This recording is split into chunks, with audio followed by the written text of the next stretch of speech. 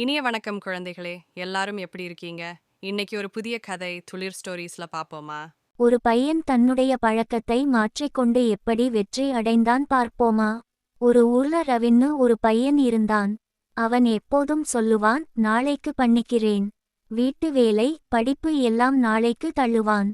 அவனுடைய அம்மா தினமும் சொல்லுவாங்க, ரவி, உன் பாடம் படி, அறை சுத்தம் பண்ணு. ஆனா அவன் சொல்லுவான், அம்மா, பிறகு பண்ணிக்கிறேன். ஒரு நாள் ஆசிரியர் சொன்னார், நாளை ஒரு சர்ப்ரைஸ் டெஸ்ட் இருக்கு. எல்லா மாணவர்களும் படிக்க ஆரம்பிச்சாங்க.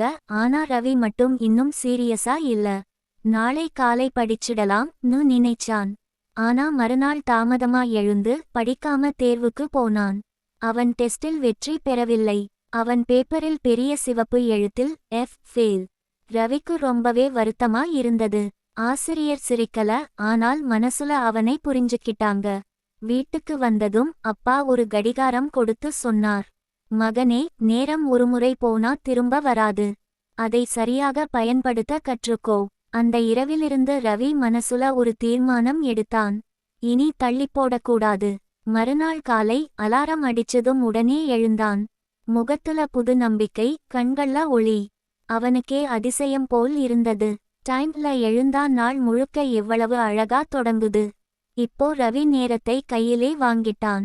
புத்தகம் திறந்து படிக்கிறான், ஒழுங்கா எல்லா வேலைகளும் செய்கிறான். வீட்டிலே அம்மா, அப்பா அவனை பார்த்து மகிழ்ந்தாங்க. ஆசிரியரும் சொன்னார், அப்படித்தான் Ravi, now you're doing great.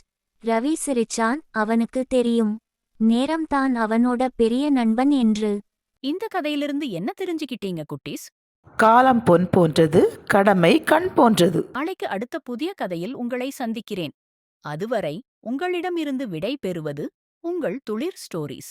இது போன்ற அழகான நற்பண்பு கதைகளை தொடர்ந்து பார்க்க லைக் பண்ணுங்க, ஷேர் பண்ணுங்க, சப்ஸ்கிரைப் பண்ணுங்க.